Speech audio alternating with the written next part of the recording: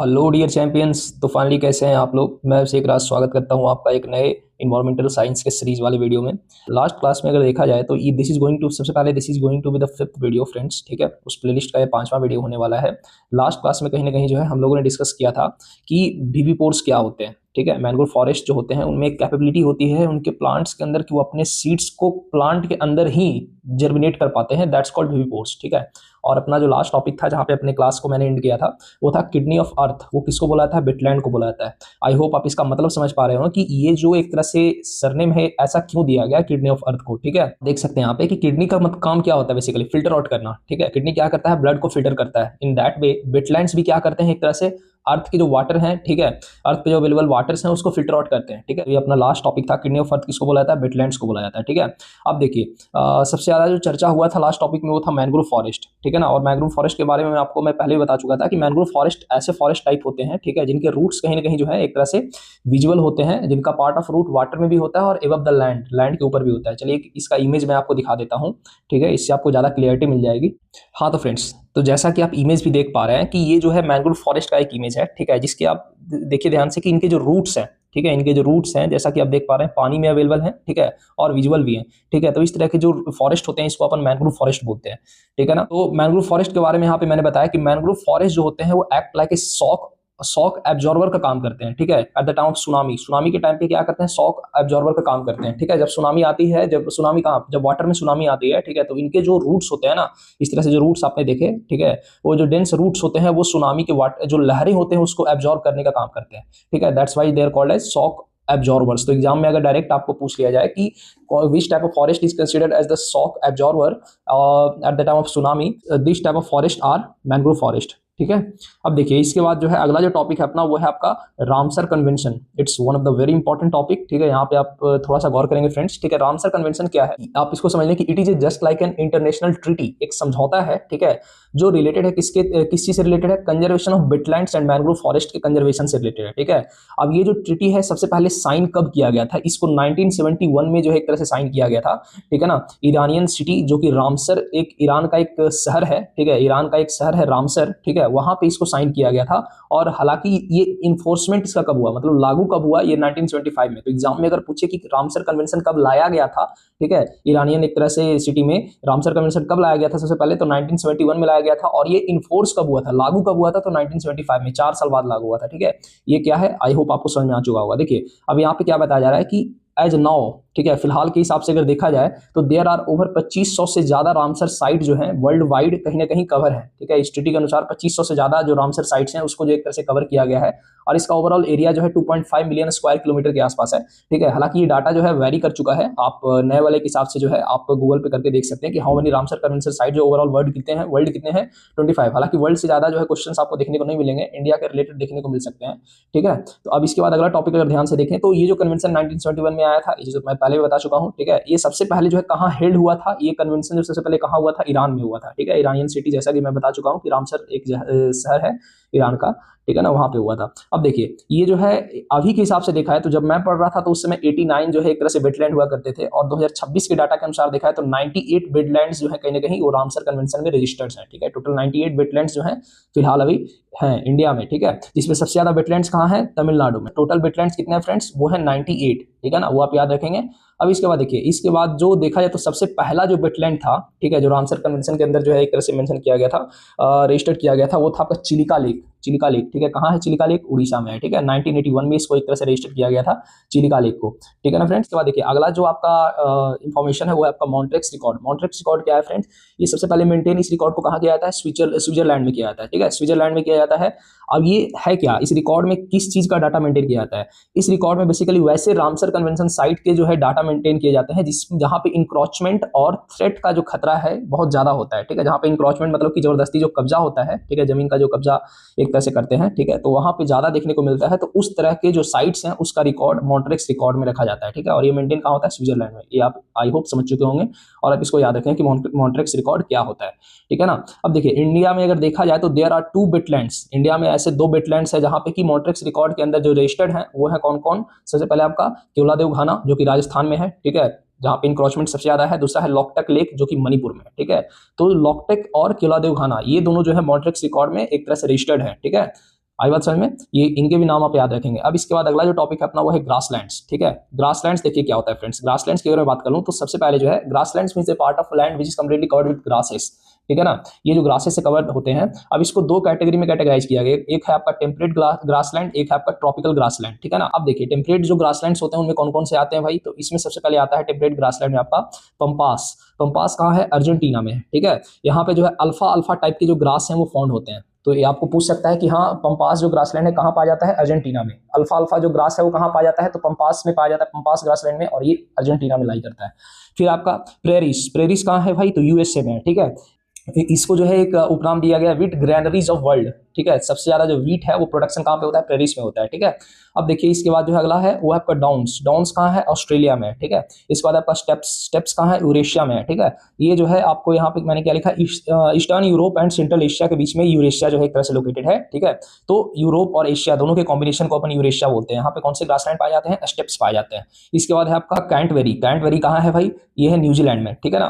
कैंटबेरी को अपन हम ऐसे याद रखे थे कैडबेरी, ठीक है, कैडबेरी चॉकलेट्स लाइक दैट, ठीक है। तो ये कहाँ है, न्यूजीलैंड में। कैडबेरी चॉकलेट्स कहाँ बनते हैं, न्यूजीलैंड में। तो इसी तरह से कैंटबेरी आप याद रख सकते हैं कहाँ है, न्यूजीलैंड में। फिर आपका पुस्ताज, पुस्ताज कहाँ है, हंगरी में है, ठीक है। तो ये जो ग्रासलैंड्स हैं और उनके लोकेशंस, ठीक है, इनको आप याद रखेंगे, डायरेक्टली एग्जाम्स में आपको देखने को मिल सकते हैं। अब इसके बाद ट्रॉपिकल जो एक तरह से ग्रासलैंड है वो तीन है, कौन कौन से हैं, सबसे पहले उसमें आपका सवाना, सवाना ग्रासलैंड कहाँ है, अफ्रीका में है, ठीक है। इसको अपन क्या बोलते हैं, हंटिंग ग्राउंड बोलते हैं। सवाना का एक निकनेम क्या है, हंटिंग ग्राउंड है, ठीक है। हंटिंग ग्राउंड जो ग्रासलैंड है वो सवाना है और वो कहाँ पाया जाता है, अफ्रीका में पाया जाता है, आप याद रखेंगे। इसके बाद आपका लैनोस, लैनोस थाइनोस जो है वो कहाँ है, वेनेजुएला में। तो थाइनोस कहाँ का रहने वाला था, वेनेजुएला का रहने वाला था। इस तरह से आप उसको याद रखेंगे कि लैनोस ग्रासलैंड कहाँ है, वेनेजुएला में, ठीक है। इसके बाद है कंपास, कंपास जो है वो ब्राजील में। तो कंपास, कैंपस के सू आते हैं, तो उस तरह से मैंने कैंपस सू कहाँ बनते हैं, ब्राजील में, ऐसे हमने करके याद रखा था, ठीक है। तो आप इसी तरह से इसको याद रख सकते हैं फ्रेंड्स, ठीक है। अब इस प्रकार से जो आपके जो टोटल ग्रासलैंड्स हैं वो आपके यहाँ से कवर हो चुके हैं, ठीक है ना। ये कहीं ना कहीं आपको स्टैटिक जीके में भी काम आने वाला है ओवरऑल। अब इसके बाद देखा है तो इसके बाद अगला जो टॉपिक है अपना वो है आपका मरीन इकोसिस्टम। देखिए मरीन इकोसिस्टम की अगर मैं बात कर लूं तो सबसे पहले मैं आपको स्टार्टिंग में ही बता रखा था कि यहाँ पे जो है आपको क्या इन्वर्टेड जो एक तरह से पिरामिड है वो देखने को मिलते हैं, ठीक है। मरीन इकोसिस्टम में क्या होता है, इन्वर्टेड पिरामिड देखने को मिलते हैं। फर्स्ट वीडियो में ही कहीं ना कहीं मैं आपको बता रखा था, ठीक है ना। अब यहाँ पे ध्यान से देखिए तो मरीन इकोसिस्टम के बारे में अगला पॉइंट हमने क्या लिखा, और ये डायरेक्ट यहाँ से क्वेश्चंस देखने को मिलता है कि which ecosystem is considered as the most stable ecosystem and that is marine ecosystem, ठीक है ना। तो यहाँ से आपको अगर पूछा जाए तो आप उसको डायरेक्ट यहाँ से आंसर कर पाएंगे कि मरीन इकोसिस्टम को हम लोग सबसे स्टेबल इकोसिस्टम मानते हैं, ठीक है। अब देखिए यहाँ पे कुछ टर्म्स जो है मरीन इकोसिस्टम के अक्सर पूछे जाते हैं और टेस्ट 2 को भी इसके क्वेश्चंस आपको देखने को मिल जाते होंगे, ठीक है ना। तो मरीन इकोसिस्टम में जो जाना पहचाना जो टर्म है वो आप हम लोग को पता होना चाहिए, वो है आपका सबसे पहले हेलोक्लाइन, फिर है आपका थर्मोक्लाइन, ठीक है ना। हेलोक्लाइन क्या है फ्रेंड्स, देखिए हेलोक्लाइन की अगर मैं बात करूं तो ये जो लाइन होता है ये एक ऐसा लाइन है, ठीक है, it's just like an imaginary line जो बताता है कि इसके बाद जो है ना, ठीक है, समुद्र के अंदर क्या है, जैसा कि अपन कहते हैं कि जितना गहरा जाएंगे सैलिनिटी और बढ़ते जाएगा, ठीक है। तो हेलोक्लाइन अगर देखने को मिल जाए ना तो इस लाइन से जो है यहाँ पे पहुंचने के बाद आपका जो सैलिनिटी है वो इंक्रीज करना बंद हो जाता है, ठीक है, स्टॉप्स इंक्रीजिंग इनसाइड द सी।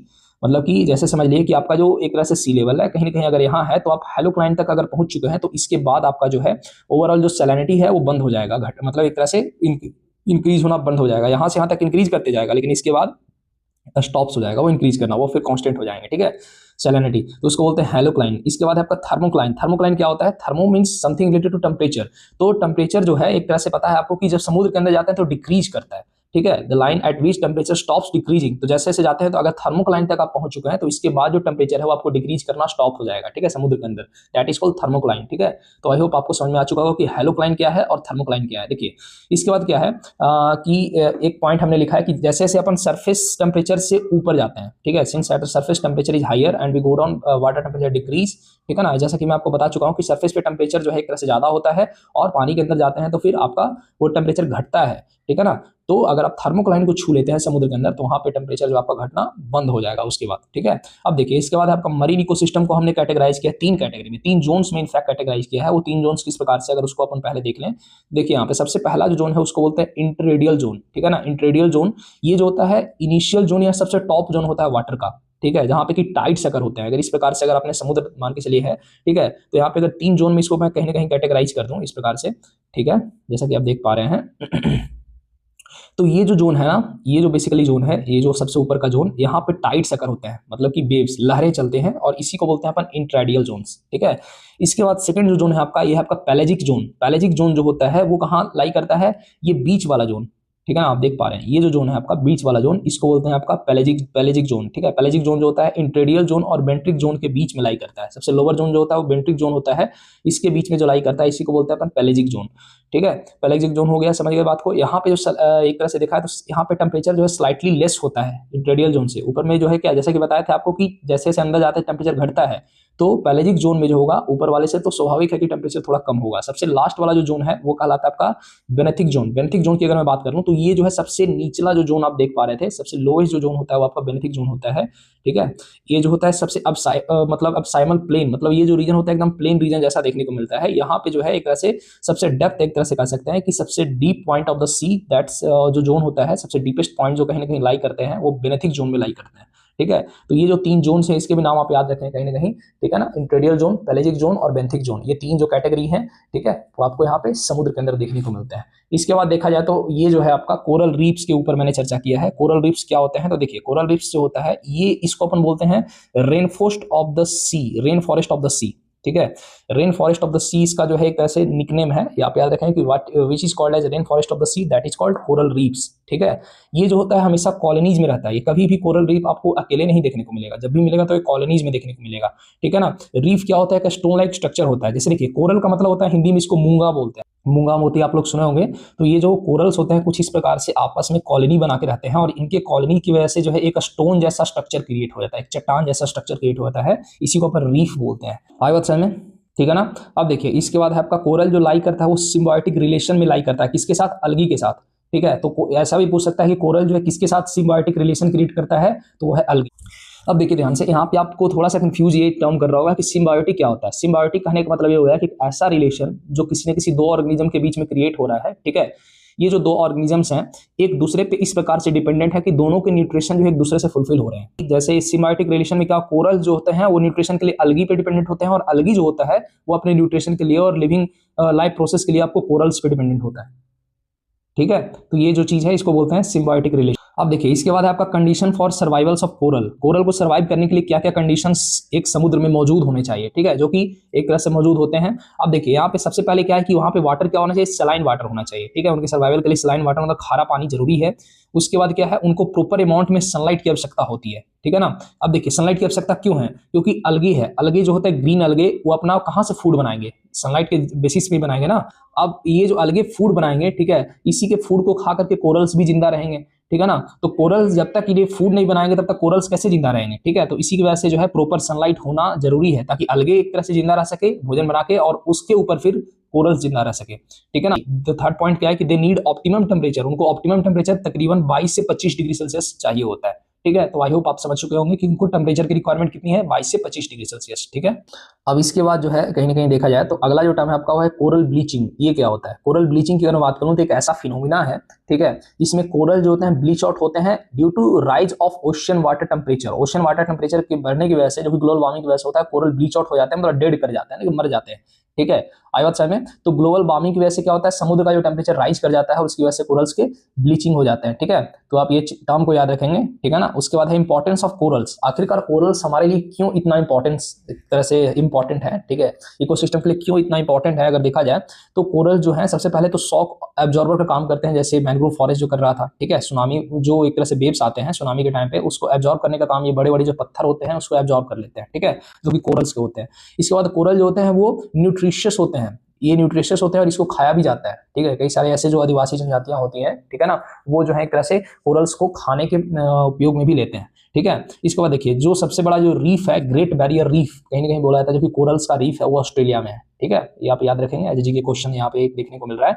इसके बाद अगला जो टर्म है मोस्ट इंपॉर्टेंट टर्म, वो है आपका यूट्रोफिकेशन। ये यूट्रोफिकेशन क्या है फ्रेंड्स, देखिए ये क्या कह रहा है ना, ये एक ऐसा स्टेज है जहां पे कि बायोलॉजिकल ऑक्सीजन डिमांड बढ़ जाने की वजह से जो डिजॉल्व ऑक्सीजन है, ठीक है ना, वो एक तरह से घट जाते हैं। ठीक है, कहाँ पे, समुद्र के अंदर जो डिजॉल्व पानी में जो ऑक्सीजन है वो घट जाता है। ठीक है, जैसे मान के चलिए क्या हो गया कि जब समुद्र के अंदर बहुत सारे अगर एक तरह से जीव जंतु रह रहे हैं, ठीक है, अब इसका जो पॉपुलेशन अगर और बढ़ जाए तो बायोलॉजिकल ऑक्सीजन जो डिमांड है वो इनका बढ़ जाएगा, क्योंकि ऑक्सीजन के बिना तो ये लोग सर्वाइव नहीं कर पाएंगे। तो इस पानी का जो ऑक्सीजन है, जो डिजॉल्व ऑक्सीजन है, वो तो एक तरह से फिक्स है अगर ऐसा देखा जाए। तो जो अगर डिमांड बढ़ गया और जो एक तरह से डिजॉल्व ऑक्सीजन था अगर उसका क्वांटिटी नहीं बढ़ा तो क्या हो जाएगा, जो डिजॉल्व ऑक्सीजन का लेवल है क्या हो जाएगा, घट जाएगा। तो इसी प्रोसेस को, इसी स्टेज को कहीं ना कहीं अगर देखा जाए तो यूट्रोफिकेशन बोलते हैं, जिसमें कि बायोलॉजिकल ऑक्सीजन डिमांड बीओडी जिसको बोलते हैं वो एक तरह से बढ़ जाता है, जिसकी वजह से डिजॉल्व ऑक्सीजन जो है वो घट जाते हैं। ठीक है, तो इस स्टेज को अपन क्या बोलते हैं, यूट्रोफिकेशन। ये समुद्र में देखने को मिलता है। ठीक है, नॉर्मली बायोलॉजिकल ऑक्सीजन डिमांड जो होता है should be low as possible and the dissolve oxygen should be high as possible. ठीक है ना, नॉर्मली क्या होना चाहिए,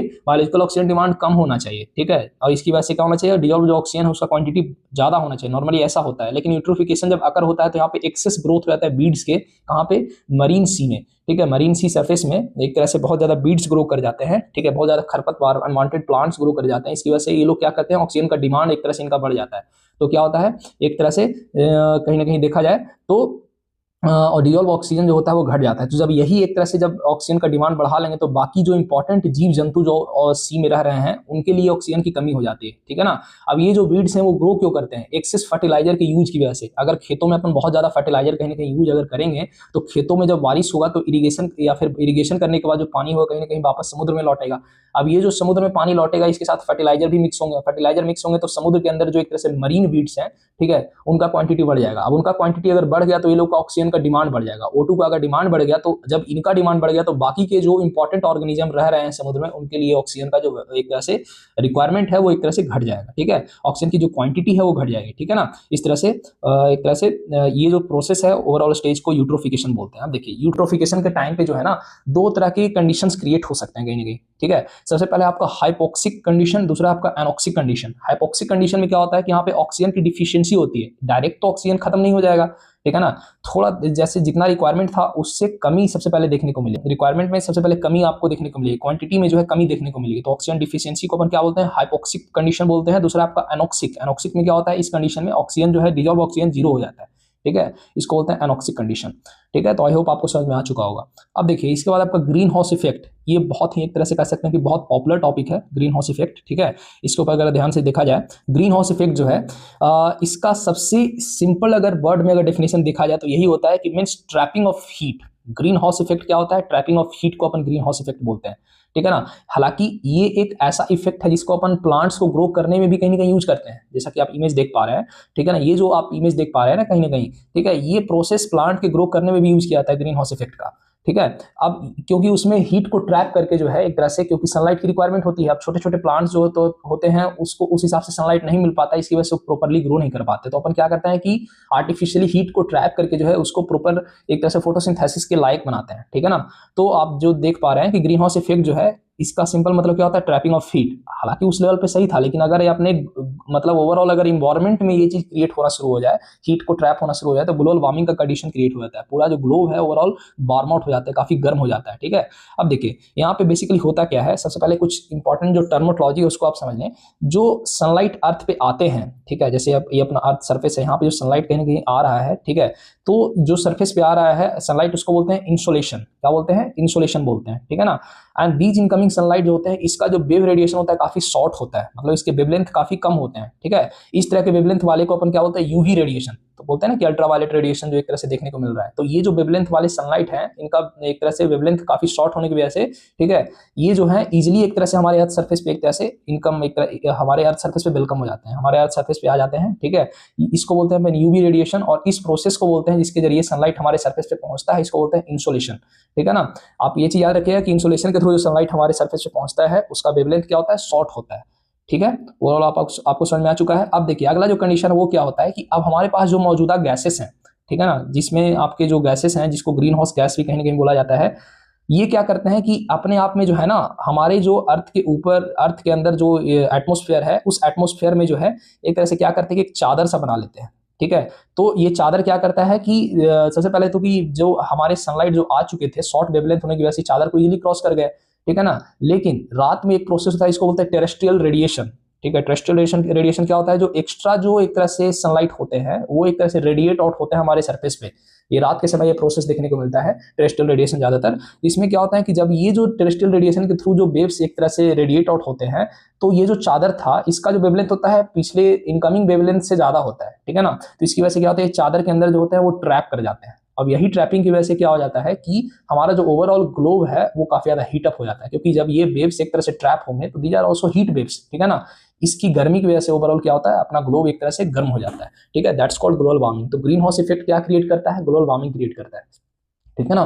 ग्रीन हाउस इफेक्ट सिंपल क्या है, सिर्फ हीट ट्रैपिंग का एक प्रोसेस है, और उसकी वजह से रिजल्ट क्या देखने को मिलता है, ग्लोबल वार्मिंग देखने को मिलता है, ठीक है। अब देखिए यहाँ पे क्या लिखा है कि जो गैसेस जो कि एक तरह से ट्रैपिंग में हेल्प करते हैं, ट्रैप करते हैं सनलाइट को, वो आपको ग्रीन हाउस गैसेस कहलाते हैं। उसमें क्या क्या है, इसके नाम याद रखेंगे आप, ठीक है। ओवरऑल ये बहुत ही इंपॉर्टेंट है। उसमें आपके कार्बन डाइऑक्साइड शामिल है, वाटर वेपर शामिल है, CH4 दैट मीन्स मीथेन शामिल है, फिर आपका NO नाइट्रस ऑक्साइड शामिल है, फिर आपका फ्लोरिनेटेड गैस शामिल है। हालांकि और भी गैसेस हैं, ठीक है।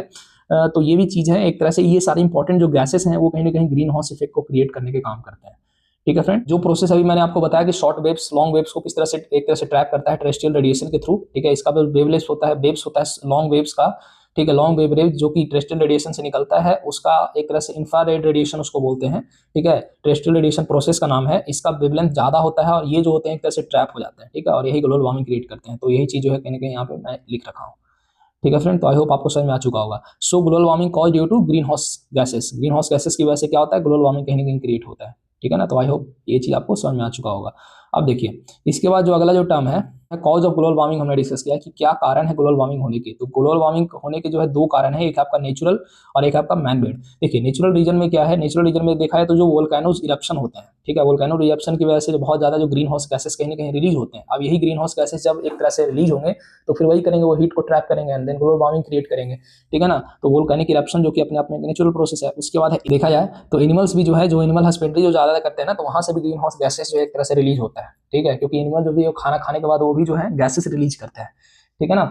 तो वो भी एक अपने आप में ग्रीन हाउस गैसेस ही कहीं ना कहीं कंसीडर किया जाता है, वो ग्रीन हाउस को एक तरह से बढ़ावा देता है, ठीक है। अब देखिए इसके बाद है आपका मैनमेड। मैनमेड जो एक तरह से क्या क्या कारण है ग्रीन हाउस गैस होने के, उसमें आपका है फॉजल फ्यूल्स का जो बर्निंग हम लोग जो ज्यादा यूज करते हैं फॉजल फ्यूल्स को, उसके बर्निंग से भी कार्बन डाइऑक्साइड वगैरह निकलता है, तो ये भी ग्रीन हाउस गैस एक तरह से देखने को मिलता है। फिर AC एयर कंडीशनिंग, उसमें जो CFC होते हैं, क्लोरोफ्लोरोकार्बन होते हैं, वो भी ग्रीन हाउस गैस के कैटेगरी में आता है, वो भी ग्रीन एक तरह से ग्लोबल वार्मिंग को बढ़ावा देता है, ग्रीन हाउस को बढ़ावा देता है। फिर डेफोरेस्टेशन, डेफोरेस्टेशन की वजह से क्या हो रहा है कि कार्बन के जो कार्बन डाइऑक्साइड का जो क्वांटिटी है बढ़ जा रहा है, ऑक्सीजन की क्वांटिटी कम रही है, तो इसकी वजह से ग्रीन हाउस इफेक्ट को बढ़ावा मिल रहा है। फिर है इंडस्ट्रियलाइजेशन, हेवी इंडस्ट्रियलाइजेशन की वजह से जो है नाना प्रकार के अलग अलग भिन्न भिन्न प्रकार के जो गैसेस एक तरह से रिलीज कर रहे हैं, इसकी वजह से जो है एक तरह से ग्रीन हाउस इफेक्ट क्रिएट करता है, ग्लोबल वार्मिंग फिर देखने को मिलता है। तो ये दो रीजंस हैं मैनमेड और नेचुरल ग्लोबल वार्मिंग के क्रिएट होने के, ठीक है। अब देखिए इसके बाद जो है हमने यहाँ पे लिखा कि किस प्रकार से जो है ग्लोबल वार्मिंग जो है एक तरह से क्रिएट होता है डेफोरेस्टेशन की वजह से। तो यहाँ पे ओवरऑल मैं इस पैराग्राफ का एक क्रक्स आपको बता देता हूँ कि जैसे आपको पहले बता चुका था कि कार्बन सिक्वेस्टर के तौर पे देखने को मिलते हैं, फोटोसिंथेसिस जो क्रिएट करते हैं प्लांट्स और ट्रीज, वो अपने आप में कार्बन सिक्वेस्टर माने जाते हैं। कार्बन को यूज करते हैं, वो ऑक्सीजन रिलीज करते हैं, ठीक है। तो जब कार्बन को यूज करते हैं तो कार्बन की क्वांटिटी कहीं ना कहीं घटती है और ग्लोबल वार्मिंग जो है एक तरह से कम होता है, ठीक है। तो इसकी वजह से बोलते हैं कि ज्यादा पेड़ लगाओ तो ग्लोबल वार्मिंग एक तरह से कम होगा, ठीक है। तो ये चीज यहाँ पे मैंने आपको बताया है। तो जब डिफोरेस्टेशन आप करते हैं तो क्या होता है कि कार्बन डाइऑक्साइड का क्वांटिटी आपको बढ़ जाता है और ग्लोबल वार्मिंग और ज्यादा देखने को मिलता है, ठीक है ना। अब इसके बाद जो अगला जो एक तरह से टॉपिक है वो आपका ओजोन लेयर डिप्लेशन। ये जो चीज़ है अपने को अगले क्लास में अपन देखेंगे, ठीक है ना। तो आई होप ये वीडियो आपको अच्छा लगा होगा। तो अगर ये वीडियो आपको अच्छा लगा है तो लाइक कीजिए वीडियो को, और आपने अगर पिछले वीडियोस को नहीं देखा अभी तक तो आप उसको जाकर के देख सकते हैं, प्लेलिस्ट जो हमारे चैनल पे आप जाएंगे, ठीक है ना। तो वहाँ पे कंप्लीट एक प्लेलिस्ट हमने बना रखा है इन्वायरमेंटल साइंस का, ठीक है। तो आप वहाँ से डायरेक्टली उसको एक्सेस कर सकते हैं, और साथ साथ जो है अपने फ्रेंड्स के साथ भी वीडियोस को शेयर करें ताकि उनको भी हेल्प हो जाए। और इसी तरह के इंपॉर्टेंट इन्फॉर्मेशन को पाने के लिए आप हमारे चैनल ट्रेन टू सक्सेस को सब्सक्राइब करें। और भी अगर किसी प्रकार की कोई क्वेरीज को आप फेस कर रहे हैं, कोई जानकारी आप चाहते हैं, तो आप कमेंट सेक्शन में पूछ सकते हैं, हमारी टीम उसको रिप्लाई करने की भरपूर कोशिश करती है, ठीक है फ्रेंड्स। तो फिर मिलते हैं इसी तरह के अगले वीडियो में। Thank you.